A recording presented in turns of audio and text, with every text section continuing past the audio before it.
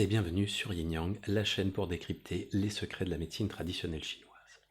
Aujourd'hui, je vais continuer à vous parler des principes fondamentaux de cette médecine et notamment des San Bao. Alors San Bao, c'est un terme chinois qui peut se traduire par les trois trésors. Ces trois trésors sont le Shen, que nous allons traduire par esprit, le Jing, qu'on peut traduire par essence, et je reviendrai bien évidemment sur ces deux notions dans des vidéos ultérieures, mais aujourd'hui je vais vous parler du troisième de ces trésors qui est le Qi. Alors, chi, ça peut se traduire de différentes manières, mais c'est relativement difficile de trouver une traduction parlante, et les spécialistes cherchent depuis très longtemps une traduction la plus convenable possible.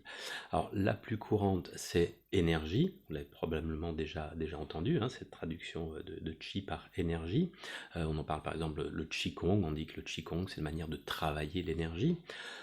Mais il y a également, voilà, on a trouvé d'autres traductions, on a proposé d'autres traductions qui sont par exemple le souffle vital, l'énergie vitale, la dynamique fonctionnelle.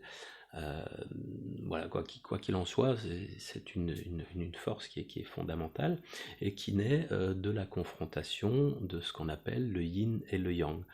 Deux autres notions très importantes que j'aborderai dans des vidéos ultérieures, bien évidemment également.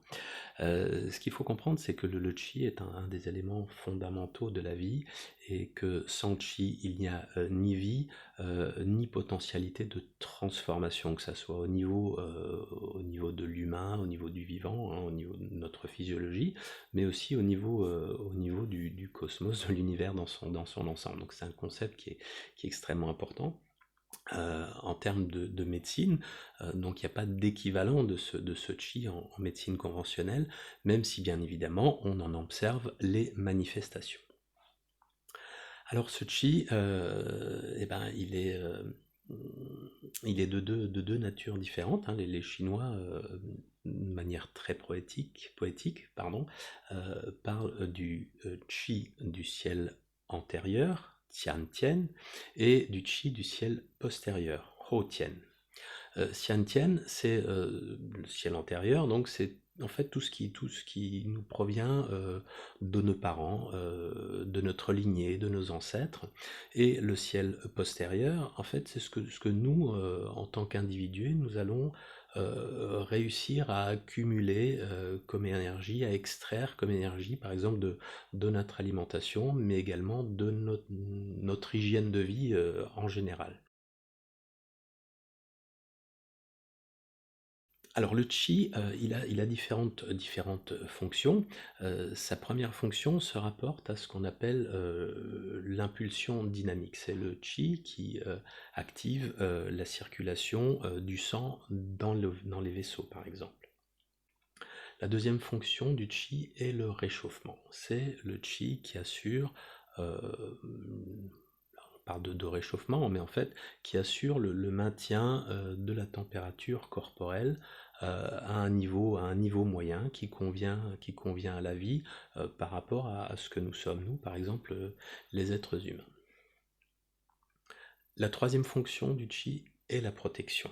Alors, on dit que le chi est le maître de la protection, ce que nous appelons en Occident, ce que nous appelons le système immunitaire. La quatrième fonction du chi est la contention du sang dans les vaisseaux et le fait de conserver les organes à leur place physiologique. C'est cet aspect-là du chi qui fait que nous ne souffrons pas, par exemple, d'hémorragie spontanée, qui fait que nous ne souffrons pas de descente d'organes, par exemple, hein, ce qu'on appelle des ptoses, des prolapsus, des choses comme ça, en médecine conventionnelle. Donc ça, c'est sous la responsabilité, c'était une des fonctions du chi. Et enfin, la cinquième et dernière de ces fonctions principales du chi, c'est la capacité de transformation. Cette potentialité recouvre en fait tout ce qui est voilà, transformation par exemple des aliments pour en retirer les nutriments essentiels, etc. Alors du point de vue de la médecine traditionnelle chinoise, une déficience du qi à accomplir ces différentes missions va aboutir à des dérèglements de la santé aussi variés que de la fatigue, des ballonnements par suite de troubles de la digestion, de ralentissement du processus digestif par exemple. Ça peut aller jusqu'à des phénomènes de transpiration spontanée, hein, parce que le qi est incapable d'assurer la contention des liquides organiques dans l'organisme. On peut être confronté à une faiblesse immunitaire, par exemple, par déficience du qi. On peut avoir une tendance aux extrémités froides, hein, le fait d'avoir des pieds froids et des extrémités de mains froides. Ça peut être en relation avec une déficience du qi à assurer une de ces fonctions de base. Voilà, donc ça c'est quelques éléments très rapidement de compréhension de ce qu'est le qi, mais nous allons y revenir plus en détail dans des prochaines vidéos et voir ce qui se passe au niveau de l'organisme quand il y a des affections du qi. Hein, le qi peut être en déficience, donc on parle de vide de qi ou de déficience du qi avec des phénomènes de fatigue. Le qi peut avoir une tendance à stagner, donc on va se retrouver avec des problèmes de blocage qui vont être à la fois d'ordre physiologique et d'ordre émotionnel.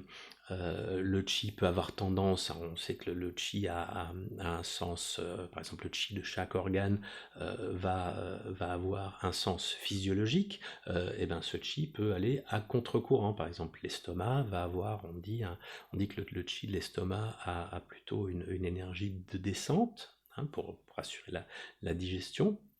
Eh bien, on peut avoir un qi qui va remonter à contre-courant, un qi de l'estomac qui va remonter à contre-courant. On va se retrouver avec des phénomènes type remontée acide, des éructations, des choses comme ça. Voilà, donc tout ça, c'est des choses que je vais vous expliquer dans des vidéos à venir. Dans la prochaine vidéo, je vais parler d'un deuxième aspect des trois trésors, des Sanbao, qui est le Shen, l'esprit.